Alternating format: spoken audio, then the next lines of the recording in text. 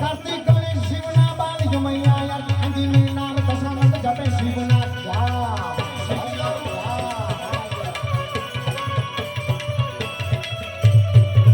કાર્તિક ગણેશ શિવના બાળ જમૈયા યાર આંજીને નામ દશાનંદ જપે શિવના જાપ શિવને બનો એ ભોળાને તમે ભજી લો ને દિન રાત દાદાને તમે ભજી લો દિન રાત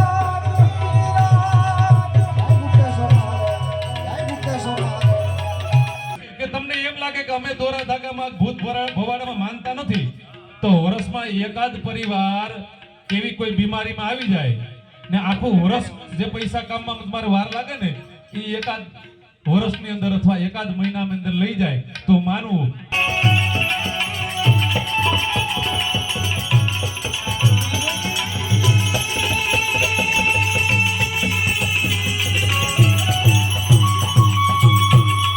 તો કેમ છો મારા કલેજાઓ? મજામાં હો ને? મજામાં એકચ્યુઅલીમાં ના હોય, આપણે બ્લોગ જોતા એકચ્યુઅલીમાં મજામાં ના જ હોય. તો ગાઈઝ અત્યારે હે ને ભાઈ વાગવામાં થયા છે 6 સવારના નહીં સાંજના 6 થયા છે બરાબર. અને અત્યારે ભાઈ નાઈ ધોઈને થઈ ગયા આપણે ફ્રેશ. અને ભાઈ અત્યારે આપણે જવાનું છે, અત્યારે તો જે વાર છે 1-1.5 કલાક જેવું વાર છે ભાઈ, પણ આપણે જવાનું છે પ્રોગ્રામમાં. ક્યાં જવાનું છે એ નહીં કહી, બટ કરણભાઈ સાથે જવાનું છે એ તમને કહી દઉં. એ થોડુંક પેન્ડિંગમાં રાખો તો બ્લોગ જોવાની મજા આવશે. બાકી તમને બધું કહી દે, તમે વયા જશો, બ્લોગ નહીં જોશો. તો ભાઈ પહોંચી ગયા છે આપણે કરણભાઈને ત્યાં. તો ભાઈ સીધા મંદિર આવ્યા છે, તો તમને પહેલાં તાનભાઈના દર્શન કરાવું, પછી કરણભાઈ સાથે વાત કરીએ ભાઈ.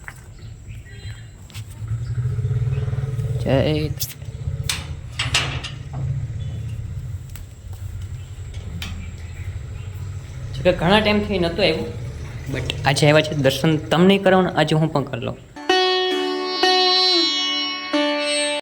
તો ભાઈ દર્શન કરી લીધા ને કરણભાઈ સાથે ભાઈ વાત કરે. કેમ છો કરણભાઈ? મજામાં? મજા સારું બાકી મોજ કઈ વાંધો નહીં, ચાલો બાકી ભાઈ બેઠા. તો ભાઈ પાછા આપણે આવતા રહીએ છીએ ઘરે.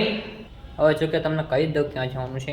તો ભાઈ આપણે ડાયરામાં જવાનું છે છાછર, તો ત્યાં ભાઈ ગુપ્તેશ્વર મહાદેવનું મંદિર છે, તો આપણે ત્યાં જવાનું છે. તો હજી ભાઈ વાર છે, ડાયરો તો 10 વાગે ચાલુ થશે, આપણે નીકળવાનું થશે 8:30 નીકળવાનું થશે. તો ચાલો કઈ વાંધો નહીં, ખાઈ પીને પેલા આપણે તૈયાર થઈ જઈએ, પછી વાત કરીએ. चलो निकले ત્યારે. आपको क्या सब्सक्राइब करने में कुछ पैसा देना पड़ता है? आपके जेब में से कुछ पैसे देना पड़ता है? नहीं देना पड़ता ना, तो यार कर लो ना, सब्सक्राइब कर लो. ओके. અને ગાઈઝ હું તમને કહેતા ભૂલી ગયો કે ભાઈ આજે ગણપતિ, આજ ગણેશ ચતુર્થી છે. તમને ખબર છે ભાઈ ઘણા બધા કોઈ ગણપતિ બાપાની બેસેડા હશે, તમને કહેતા ભૂલી ગયો તો એટલે પાછો તમને કહેવા આવ્યો હું કે આજ ગણેશ ચતુર્થી છે ભાઈ. તો મહાદેવ હરવે આપણે નીકળી ગયા છે ટાંકે ફૂલ કરાવીને પ્રોગ્રામમાં જવા માટે. બે ભાઈઓ છે, કરણભાઈ અને કમલેશભાઈ ગઢવી. ફ્લેશ લાઇટ આંખમાં આવે એટલે આગળ કંઈ નથી દેખાતું, હે ને અંધારું છે. ચાલો ત્યાં પહોંચીને તમારી સાથે વાત કરું.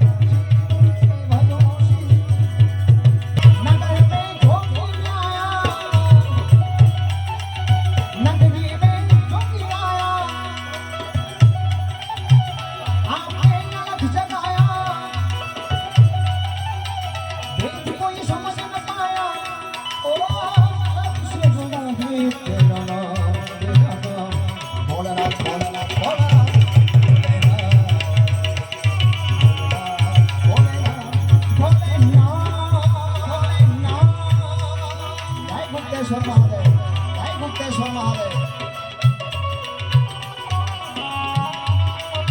આરામ આરામ રંગ વિભૂતિ ગલે રુદ્રમાલા શેષનાગ લિપ્તાયો આંખો તિલક ભાલ ચંદ્રમા નદી ઘર ગલત જગાયો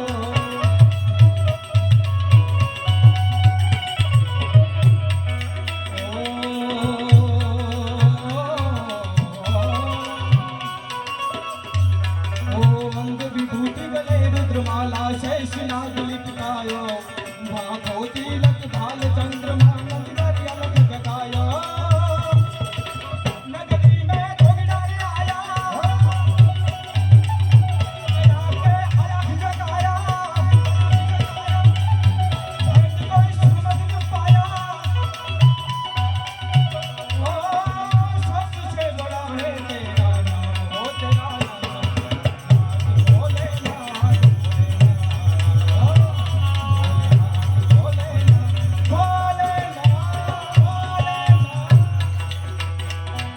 મોર બની ધન ગાત કરે હે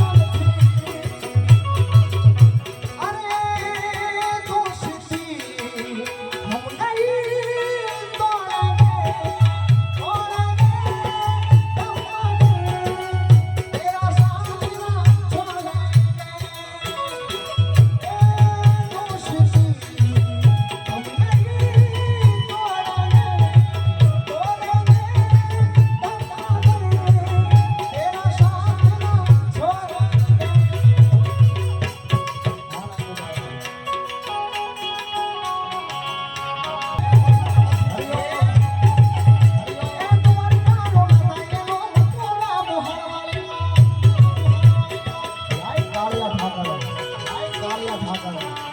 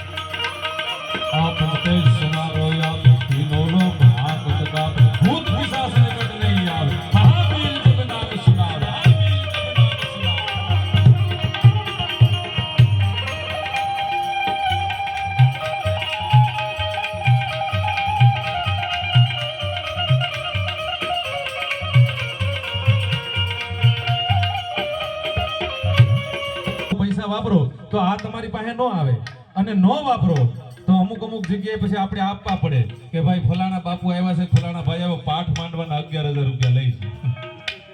આપણા ગામનો 4 શોખ ભેગો થતો હોય ને રોજ લીલું કપડું ને એક શ્રીફળ હોય એ આપણા જ પરિવારના 20,000-25,000 રૂપિયા હોય કેમ કે આપણે 10મો ભાગ એનો કાઢ્યો નથી. જો આવી જગ્યાએ ક્યાંક 10મો ભાગ કાઢીને આપો તો આ બધી વસ્તુ કોઈ થતી નથી. એથી વિશેષ કે તમને એમ લાગે કે અમે દોરા ધાગામાં ભૂત ભવાડામાં માનતા નથી તો વર્ષમાં એકાદ પરિવાર એવી કોઈ બીમારીમાં આવી જાય ને આખું વર્ષ જે પૈસા કામમાં તમારે વાર લાગે ને એ એકાદ વર્ષની અંદર અથવા એકાદ મહિનાની અંદર લઈ જાય તો માનવું કે આપણે સનાતન ધર્મના કામમાંથી ક્યાંક થોડાક દૂર છે. 10મો ભાગ કાઢવામાંથી દૂર છે. એ 10મો ભાગ આવી જગ્યાએ નીકળી જાય એવું આપણે ધ્યાન રાખવાનું છે.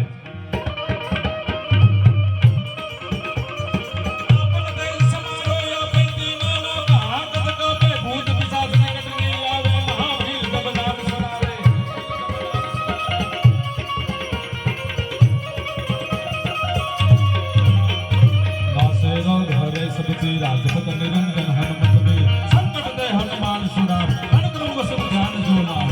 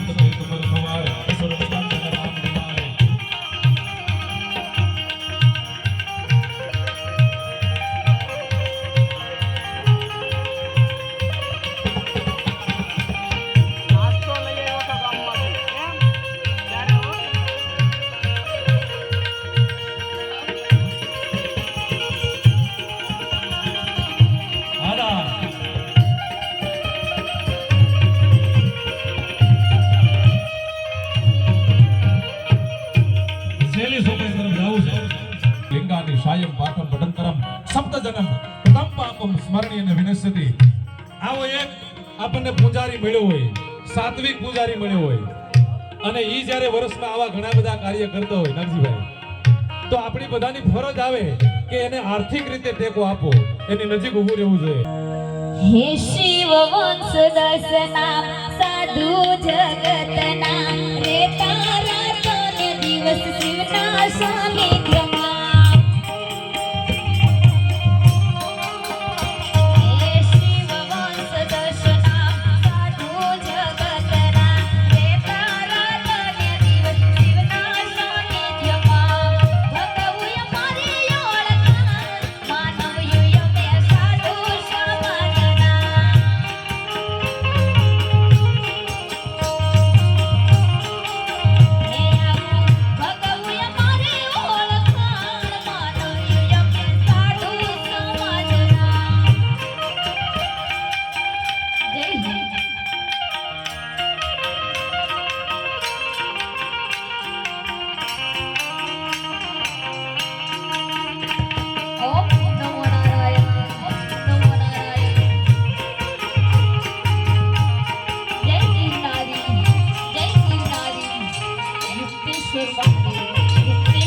મહાદેવ તારો ગઢબોધા ખમતો ઉડે છે ગણગોળ બાબા ગઢની ગોદ મારે તારી સુંદરી રાતી સોળ ફરકે છે ગણગોળ બાબા ગઢની ગોદ મારે ધાંગધરા શેરના પથ્થર મગાવું દાદાના દેવળ સડાવું કેવલા વેડવા દેશે મારા દુઃખ સવર ને બની ઢોલી દજાયો એ ગણે ફિરે વખર કેવલા વેડવા દેશે તારે